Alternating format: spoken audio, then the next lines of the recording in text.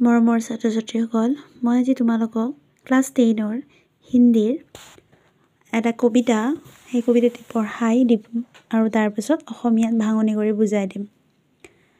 मृत्तिका, मैं तो मात्र मृत्तिका हूँ, जब तुम मुझे पैरों से रोकते हो तथा हल्के फाल से विदीर्ण करते हो, तब मैं धन धान्य बनकर मातृरूपा हो जाती हूँ। जब तुम मुझे हाथों से स्पर्श करते हो तथा साग पर चढ़ाकर घुमाने लगते हो, तब मैं कुंभ और कलश बनकर जल्लाती तुम्हारी अंतरंग प्रिया हो जाती हूँ। जब तुम मेले में मेरे खिलौने रूप पर आकर्षित होकर मसलने लगते हो, तब मैं तुम्हारे शिशु हाथों में पहुँच प्रजारूपा हो जाती हूँ। पर जब भी तुम अपने पुरुषार्थ पराजित सत्व से मुझे पुकारते हो, तब मैं अपने ग्राम्य देवता के साथ चिन्मयी शक्ति हो जाती हूँ।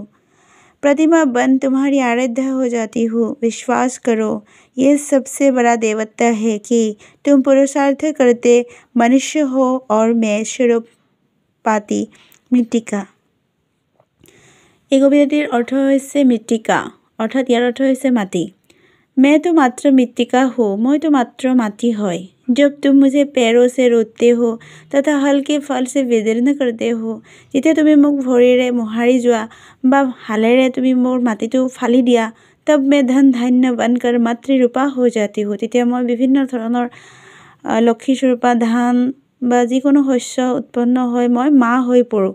जब तुम मुझे हाथों से स्पर्श करते हो तथा শাক पर चढ़ाकर घुमाने लगते हो, মাটিৰ বাচন বৰ্তন বনালে যিটো শাক ব্যৱহাৰ কৰা হয়, সেই শাকত যেতিয়া মাটিটো লগাই এইটো ঘূৰোৱা হয়, तब मैं कुंभ और कलश बनकर जल्लाती तुम्हारी अंतरंग प्रिया हो जाती हूँ। আৰু তেতিয়া মই কলহ হৈ তুমি পানী আনিবলৈ যোৱা সেই অন্তৰংগ মৰমৰ বস্তু হৈ পৰোঁ।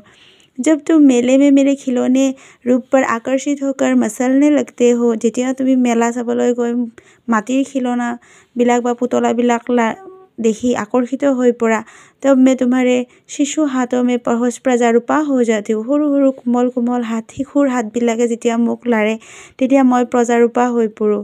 पर जब भी तुम अपने पुरुषार्थ पराजित सत्व को मुझे पुकारते हो, যেতিয়া তোমাৰ সকলো শক্তি কম হোৱাৰ পিছত মোক তুমি মাতা, अपने ग्राम्य देवता के साथ चिन्मयी शक्ति हो जाती हूँ, আৰু তেতিয়া মই এজনী শক্তিৰূপা হৈ পৰোঁ। प्रतिमा बन तुम्हारी आराध्य हो जाती हूँ, আৰু মই প্ৰতিমা হৈ পৰোঁ আৰু তোমালোকে মোক আৰাধ্য হৈ পৰা, আৰু মই তোমালোকৰ বাবে আৰাধ্য দেৱতা বা দেৱী হৈ পৰোঁ। विश्वास करो, বিশ্বাস কৰা, ये सबसे बड़ा देवत्व है, এইটোৱে সকলোতকৈ ডাঙৰ দেৱত্ব, कि तुम पुरुषार्थ करते मनुष्य हो और मैं स्वरूपाती मृत्तिका, আৰু মই মাত্ৰ মাটি হয়, কিন্তু তোমালোকে মোক পূজা কৰা। এয়া কবিতাটিৰ অৰ্থ আছিল। তোমালোকৰ যদি কিবা বুজাত অসুবিধা হৈছে মোক কমেণ্ট কৰিবা, মই আকৌ ভালদৰে বুজাই দিবলৈ চেষ্টা কৰিম। ধন্যবাদ।